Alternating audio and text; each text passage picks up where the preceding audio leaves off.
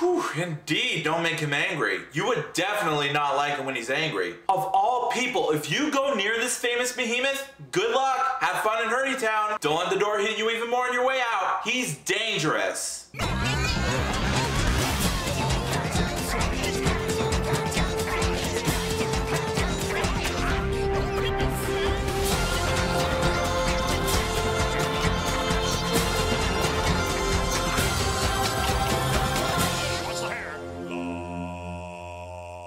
Yo, what's up everybody? GToThat's here. Watch yourselves because today I'm going to be reviewing the second Marvel film from Phase 1 of the cinematic universe, The Incredible Hulk, about scientist Bruce Banner, played this time by Academy Award nominee Edward Norton, who desperately seeks a cure for the gamma radiation that contaminated his cells and turned him into the Hulk. Cut off by his true love Betty Ross, played by Liv Tyler from Lord of the Rings, and hiding from his nemesis General Thunderbolt Ross, played by William Hurt, Banner soon comes face to face with a new threat, a supremely powerful enemy known as the Abomination, played by Tim Roth. Now, just to clarify, I haven't watched the Ang Lee Hulk movie, but I heard it was, no pun intended, an abomination. I heard the CG was terrible, I heard the direction was weird and all that, but I haven't seen it yet. But why don't I get the rest of my intense schedule over and done with first before I do? Because I feel like doing it right away in a situation like this, kind of like jumping the gun a little bit. Anyways, let's get into the basics about this movie. The CGI I thought was awesome. The way he hulks out and starts tearing people apart gets me the chills. I mean, there were some complaints about the whole scene where the Hulk fights the Abomination, and I understand. But for me, like I said, I thought it was awesome. I mean, it's just the right balance of one-on-one battles and intense imagery that suddenly made it work, at least for me. Even the way they play on the violence makes it dark and gritty. And that's something that Marvel Studios, that Disney owns at the time, had never touched upon before. And I have to admit,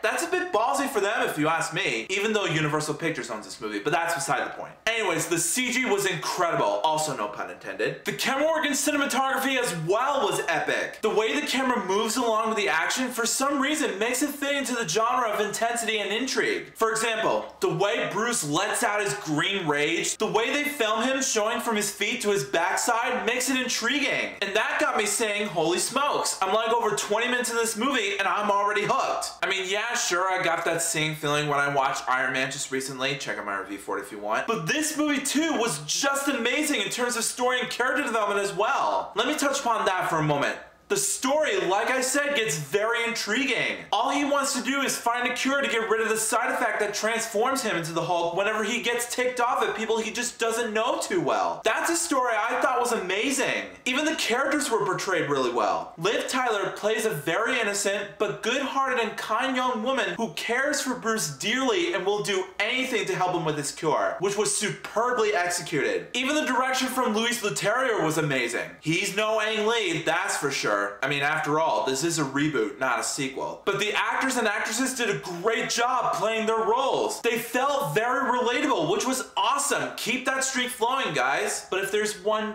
teensy-weensy problem with the movie, it would be the fact that the pacing was too slow in some parts, but that's it. In the end, The Incredible Hulk was overall an amazing film. It was fun, action-packed, and raging with excitement. So as a result, I rate The Incredible Hulk 4.5 stars out of 5. Still awesome so far, but just not quite there yet. Tony Stark, your sequel's next, buddy.